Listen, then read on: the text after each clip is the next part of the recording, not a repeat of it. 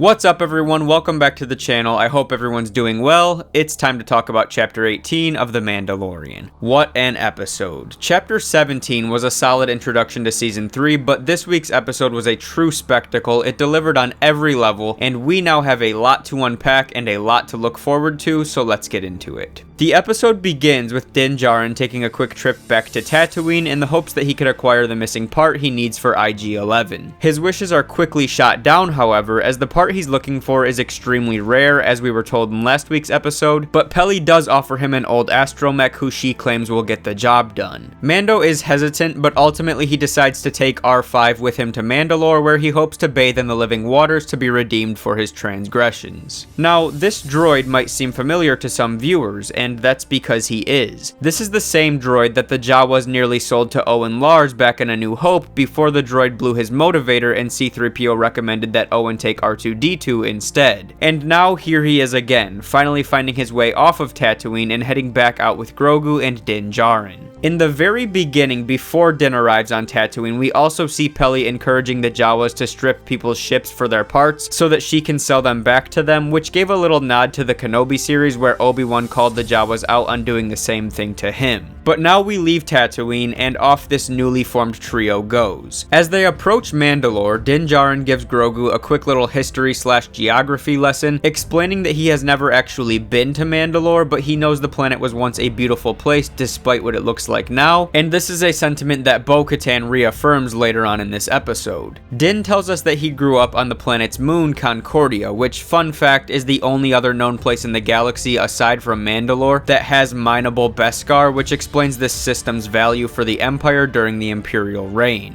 And then Din also points out Kalevala, which is the planet that Bo-Katan is presently on. Now we arrive on Mandalore. The N1 touches down after navigating some pretty intense adversity in the atmosphere caused by the Empire's purge, and then Din forces the reluctant R4 out to gather an air sample to make sure that the air on the planet is breathable, because throughout this series so far, the narrative has been that Mandalore is cursed and its air is toxic. But we quickly learn that that's not the case, as Din Djarin acknowledges that Bo-Katan was right, which also means that the Armorer was wrong. Before R5 was actually able to make his scan, he was attacked by a group of giant club-wielding beast things, and Din had to get out and go rescue him using the Darksaber to take care of business, albeit still with some difficulty, as we see the saber continuing to weigh him down and fight against Din's will as he tries to wield it. So despite a little bit of time having passed and Din having received a brief stint of training in the Book of Boba Fett, he is still struggling with the Darksaber. But he does manage to take these guys out, and now he goes back to retrieve Grogu once they've confirmed that the air is safe, and the two of them come up on the ruins of what was once this mighty city. Although it's obviously dark and destroyed, the remnants of Mandalore do align really well with what we saw of the planet in the Clone Wars, so I thought that was really well done and pretty cool to see. From there, Din and Grogu descend in search of the living waters, but Din is ultimately trapped and kidnapped. Grogu tries to help him escape, but he fails, and then Din tells him to go find Bo-Katan. So Grogu does just that, using the Force to defend himself on the way, really showing us that he has done some development since Season 2, after training with Master Luke Skywalker for what was apparently a time span of around 2 years, which was not the vibe I got from the Book of Boba Fett at all. I thought it was like a couple of weeks or maybe months at the most, but it's actually kind of cool if that's true, because it means that Grogu really did have some time to develop his skills while he and Din Djarin were apart. And like I said, we see that here as Grogu launches one of those monsters out of his way as he rushes back to the ship in his little pod and sets course for Kalevala. As Grogu arrives, Bo-Katan exhibits some frustration as she clearly wants to be left alone, and she even says something about making sure Din Djarin never comes back this time, but when she finds that Grogu is the only one in the ship, her mood immediately changes. She takes Grogu onto her own personal ship and they head back to Mandalore. Also, just as a side note, when Grogu arrived, Bo was still just sitting on her throne looking super stressed about life and whatnot, which was kind of funny to me because it makes it seem like she never leaves that seat, and that's just kind of an odd thing to be doing all day, but you know,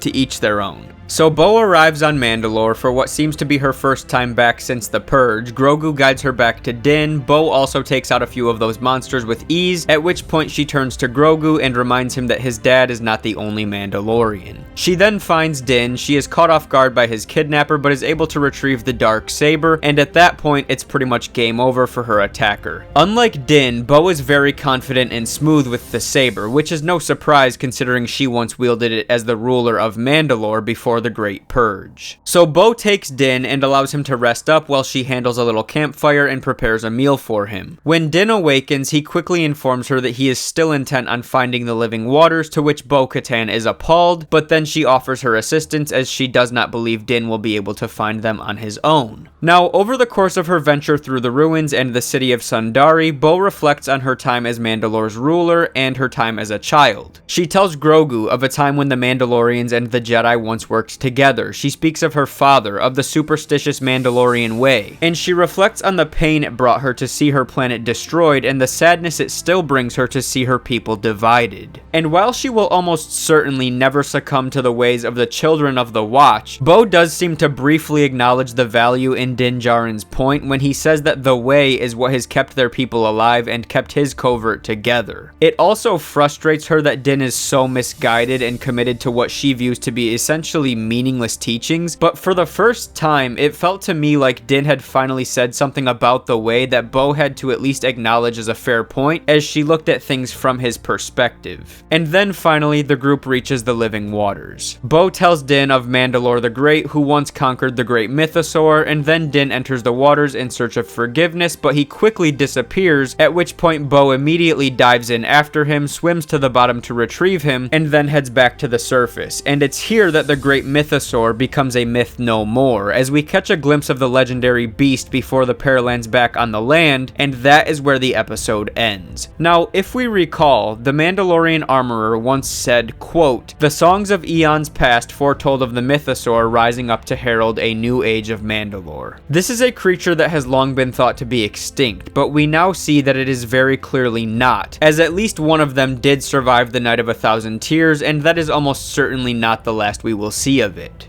Overall, this was probably one of my favorite episodes of The Mandalorian. Season 2 was really more about Grogu and Din's quest to reunite him with his own kind, and then later on for Grogu to be presented with a choice about his future. And now that the two of them are back together, the story seems to be shifting away from the Jedi side of things and more toward deeper Mandalorian lore and how the history of these people will drive their future. Obviously, Grogu is going to continue to use the Force and do Jedi-like things, but he's going to do so more as a Mandalorian than as a Jedi. One more thing that I'd like to point out about this season so far is that it's still very early on, but Grogu has been much more vocal in this season of The Mandalorian than we have ever seen him in the past, and he even mutters what Peli interprets as his first word, and so it seems like a near certainty that we will hear Grogu speak for the first time in season 3. Just how much he will have to say remains to be seen, but Grogu learning to talk could lead to massive revelations about his past and will obviously